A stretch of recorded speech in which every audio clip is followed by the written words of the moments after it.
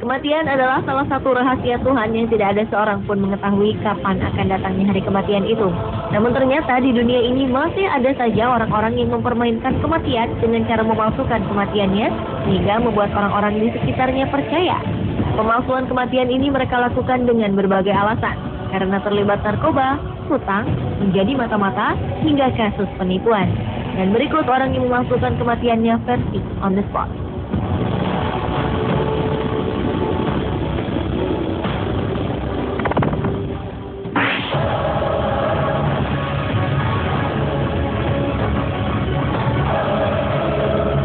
Kenneth Elton atau yang lebih dikenal dengan sebutan Ken Kesey adalah seorang penulis buku Amerika yang terkenal dengan karya terlarisnya One Flew Over the Cuckoo.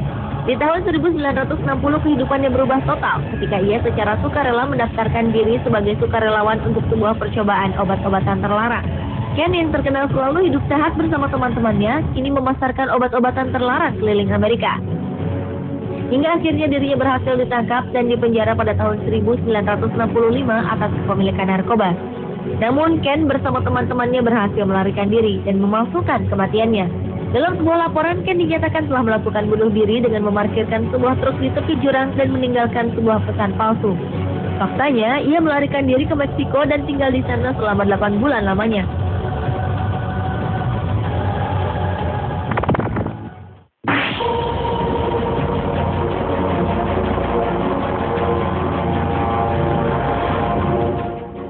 Mendapatkan keuntungan yang banyak dari uang asuransi, hal inilah yang dilakukan oleh seorang pria asal Amerika bernama Raymond Ross. Demi mendapatkan uang asuransi jiwa sebesar $50.000 Amerika atau sekitar 485 juta rupiah, Raymond bekerja sama dengan sang putra, Jonathan Ross, untuk memalsukan surat kematian sang ayah. Dalam skenarionya, Jonathan melapor ke kantor polisi bahwa ayahnya Raymond hilang setelah berenang di pantai New York. Pihak kepolisian pun mengerahkan anggotanya untuk mencari Raymond. Namun pria berusia 47 tahun ini tidak pernah ditemukan. Keluarga Raymond pun akhirnya mengurus surat kematian palsu untuk mendapatkan uang dari asuransi jiwa. Tetapi akhirnya polisi berhasil membongkar aksi pemalsuan kematian Raymond.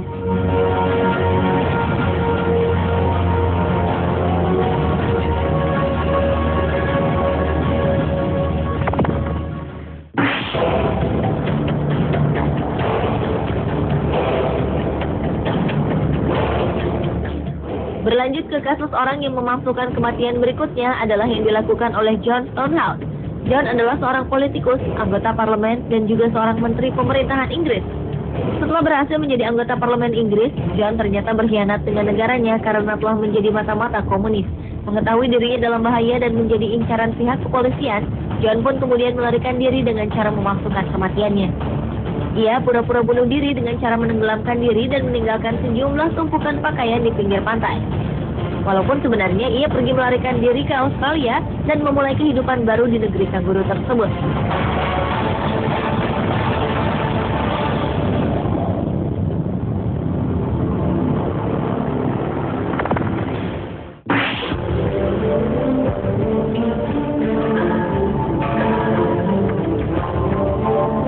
Aksi memalsukan kematian selanjutnya dilakukan oleh seorang wanita asal Amerika bernama Jessica Banks. Ia mengorbankan nama sang anak dengan memalsukan kematian putrinya demi mengeruk keuntungan. Hal ini ia lakukan karena ia sudah tidak mempunyai uang lagi dan ingin mendapat perhatian dan rasa simpati dari teman-temannya.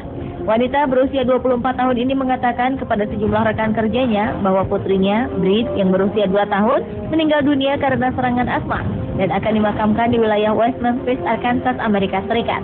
Namun aksi penipuan ini terungkap ketika sejumlah rekan kerja Jessica mendatangi lokasi pemakaman untuk berbela sungkawa. Namun mereka terkejut karena di sana tidak ada upacara pemakaman untuk putri Jessica.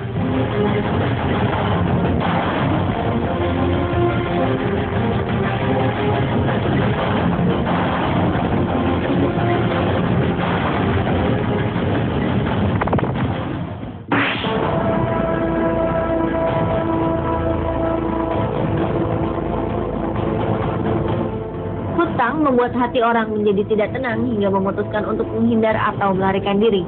Hal inilah yang dilakukan oleh Genaro Jimenez Hernandez yang memilih berpura-pura meninggal dunia daripada harus membayar hutang.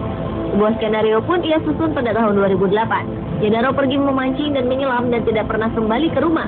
Sang istri yang tidak mengetahui aksi penipuannya ini melaporkan ke kepolisian setempat mengenai hilangnya sang suami. Saat dilakukan penyelidikan, jasad Gennaro tidak ditemukan. Hanya peralatan selam dan memancingnya saja yang berhasil ditemukan. Pihak kepolisian pun mencurigai kasus hilangnya Gennaro ini dan menduga pria ini telah memalsukan kematiannya.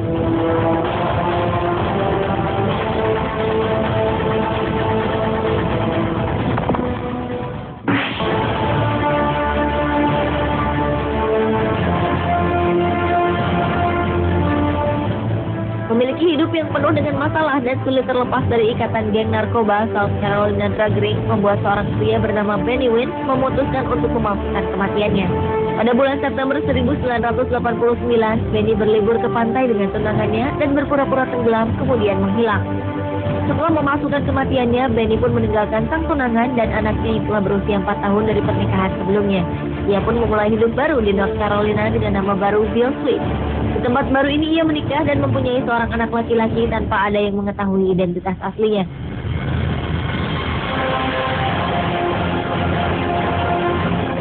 Pemirsa, itulah orang yang memalsukan kematiannya versi on the spot.